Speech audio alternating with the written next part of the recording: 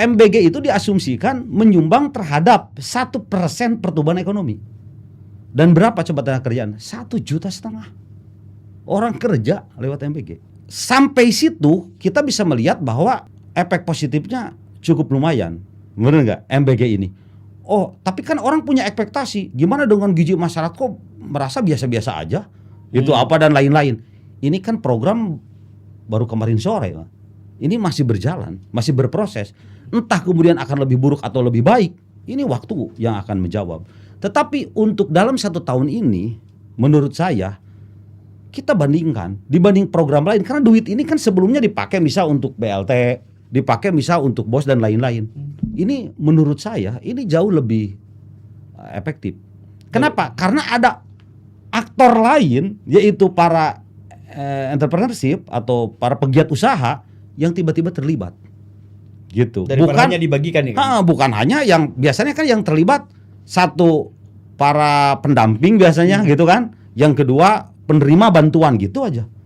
Ini panjang. Nah, kemudian tadi muncul berbagai kontroversi dari masyarakat lain. Wajar karena program ini masif. Kalau Danantara kan orang tidak tahu gitu. Itu sebetulnya seperti apa sih? Sehingga orang agak kesulitan mengkritik Danantara padahal duitnya jauh lebih gede kan. Nah, tetapi kalau ini kan kelihatan oleh masyarakat. Fisik kelihatan. Nah, masyarakat tuh ada yang memuji, ada yang mengkritik, biasa ada sampai demo, ada banyak gitu. Tapi memang begitu sifat dari suatu program. Memang begitu. Emang program apa yang tidak dikritik? Semua program juga dikritik, santai aja kalau soal itu. Nah, tetapi kan kita harus fair.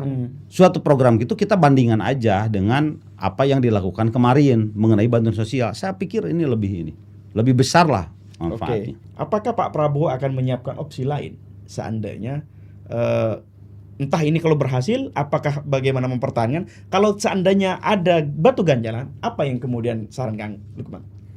Jangan sampai suatu program yang sedang berjalan lalu dihentikan lalu merugikan orang-orang yang berpartisipasi. Selama dinilai tidak merugikan, tidak masalah. Dan itu bisa dilakukan dua hal pendekatannya. Kalau kan ini berandai-andai. Andai kan program Pak Prabowo itu ternyata gagal dan itu dinyatakan gagal oleh Pak Prabowo sendiri. Artinya Pak Prabowo meyakini, wah ini program gagal, ini harus gimana gua? Kira-kira begitu. Minimal dua hal Pak Prabowo bisa melakukan. Pertama, dia bisa menghentikan tanpa harus merugikan. Misal, kalau suatu program saya udah kontrak nih 2 tahun, selesaikan aja 2 tahun. Jangan diperpanjang lagi. Paham tidak?